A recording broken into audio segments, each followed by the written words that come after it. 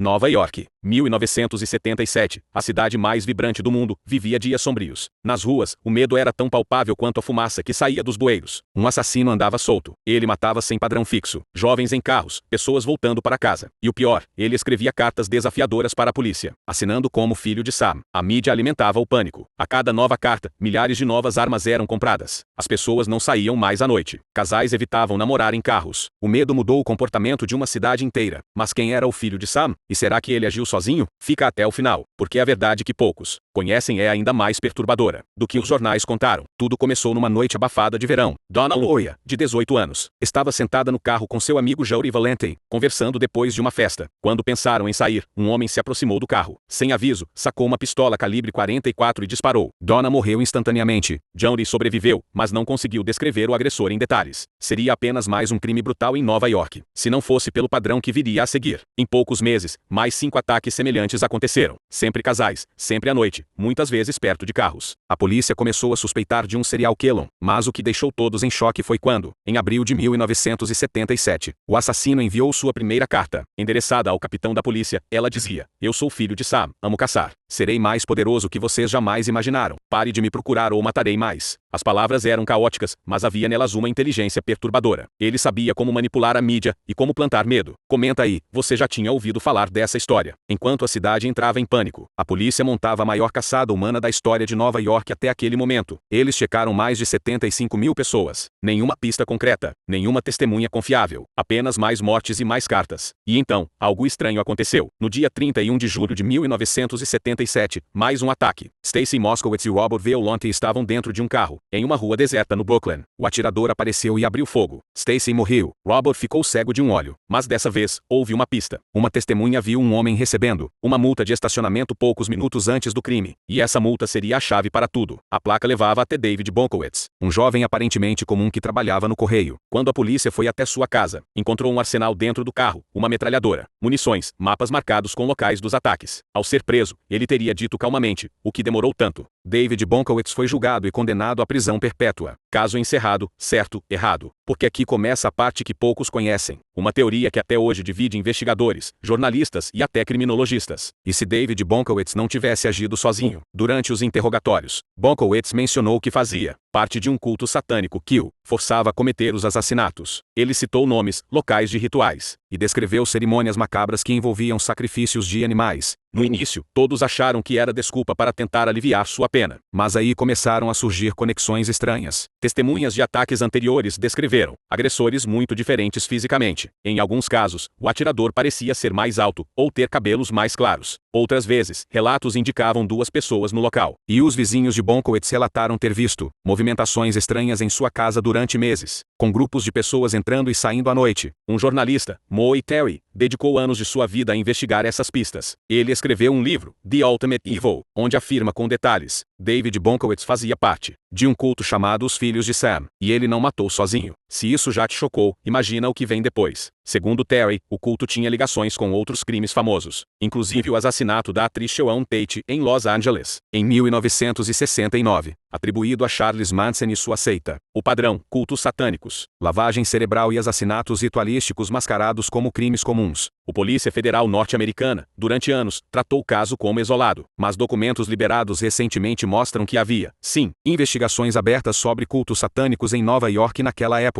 Coincidência? Outro detalhe sinistro: a casa onde Bonkowitz morava ficava perto de um local conhecido por encontros de cultos, o Parque Untermaier. Moradores relatavam ouvir cânticos, gritos e sons de rituais durante a madrugada. E uma investigação posterior encontrou altares improvisados, ossos de animais e símbolos estranhos espalhados pelo parque. Tudo isso foi abafado na época. Oficialmente, para não gerar pânico. Extraoficialmente, porque mexer nesse vespeiro poderia expor nomes poderosos. Comenta aí, você acredita que Bonkowitz agiu sozinho? Ou que existe algo muito maior escondido? Mesmo na prisão, Bonkowitz reforçou essa narrativa. Em entrevistas nos anos 90, ele disse: "Eu fui apenas um peão. Os filhos de Sam ainda estão lá fora." Mas nunca revelou detalhes suficientes para a polícia reabrir oficialmente o caso. Ou talvez eles nunca tenham realmente fechado os olhos para isso. Afinal, investigar um culto ativo e poderoso poderia trazer consequências imprevisíveis. E o mais perturbador? Alguns ataques semelhantes continuaram acontecendo em Nova York nos anos seguintes, com o mesmo perfil: tiros em casais, padrões noturnos e nenhuma solução concreta. Seria coincidência, ou os filhos de Sam apenas mudaram de tática? Alguns investigadores independentes começaram a perceber padrões estranhos nas cartas enviadas pelo filho de Sam, referências esotéricas, nomes codificados, símbolos ocultos. Um deles, Don Call, citado indiretamente nas mensagens, acabou morto em circunstâncias misteriosas pouco tempo depois. Oficialmente, suicídio, mas quem conhecia o caso sabia que a história era, no mínimo, mal explicada. Don Call era irmão de Michael Call, ambos associados a grupos secretos no norte do estado de Nova York. Testemunhas disseram que Don tinha ligações com cultos satânicos e tráfico de drogas. E mais, a aparência de John coincidia com descrições de um dos atiradores avistados em cenas de crimes atribuídas ao filho de Sam. Teria ele sido uma peça-chave no culto? E sua morte seria uma queima de arquivo? O próprio David Bonkowitz, em entrevistas posteriores, mencionou que Don Call era conhecido como John Withers, nome que aparece codificado nas cartas do assassino. Seria isso uma coincidência ou a confissão velada de que o filho de Sam era mais de um homem? Fica até o final, porque a conspiração só piora. Durante as investigações paralelas, descobriram que havia uma ligação com a Process Church of the Final Judgment, um culto apocalíptico que surgira na Inglaterra, nos anos 60 e migrado para os Estados Unidos. Essa organização pregava a união do bem e do mal, como parte de uma nova era espiritual. Documentos e testemunhos sugerem que alguns membros teriam se infiltrado em comunidades americanas, especialmente em Nova York, durante a década de 70. Se isso é verdade, o filho de Sam pode ter sido apenas uma frente pública para crimes encomendados por algo muito maior. Crimes que eram encobertos pela fachada do trabalho de um único maníaco isolado. Pensa nisso, um assassino serial solitário. É algo que a opinião pública pode aceitar, mesmo que com horror.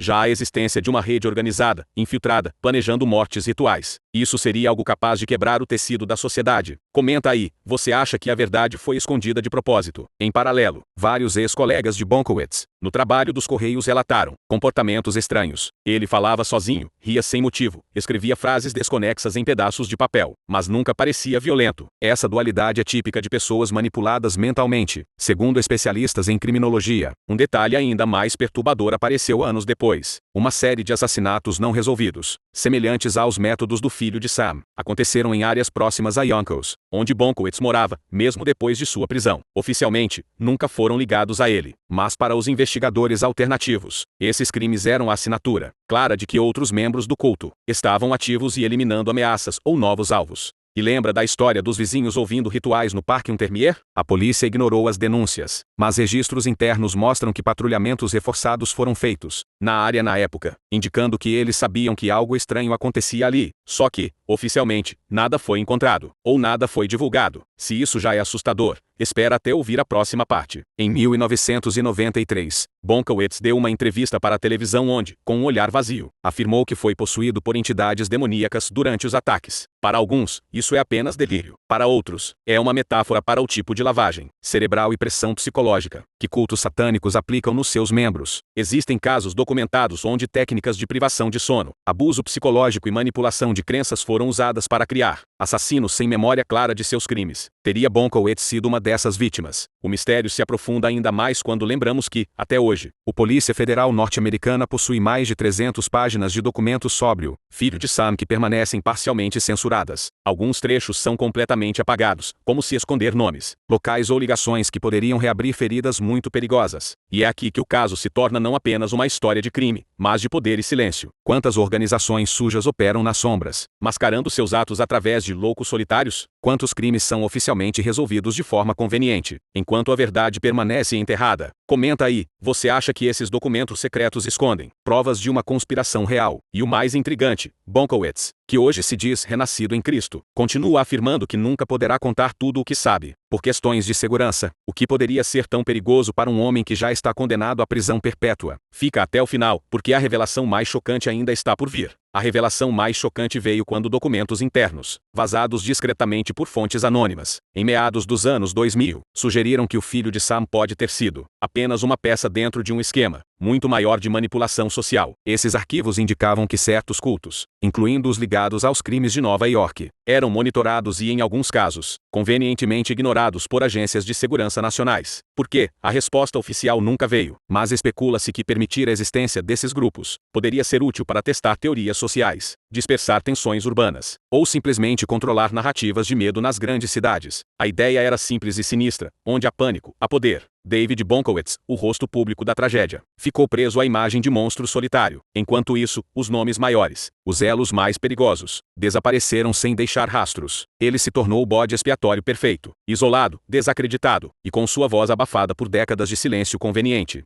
E talvez o mais perturbador seja isso, mesmo com todos esses documentos, mesmo com todos os sinais gritantes, o caso Filho de Sam continua oficialmente fechado, oficialmente resolvido. Mas a verdade se esconde nas entrelinhas, nos olhos vazios de Bonkowitz, nos documentos censurados, nas perguntas que ninguém quis ou pode responder. Se você chegou até aqui, comenta aí, você acredita que a história real do Filho de Sam foi enterrada para sempre? Deixa o like se essa história te fez enxergar o quanto a realidade pode ser ainda mais assustadora do que qualquer ficção. E lembra, às vezes, os monstros que nos assustam não agem sozinhos. Eles têm rostos invisíveis, e eles ainda estão lá fora.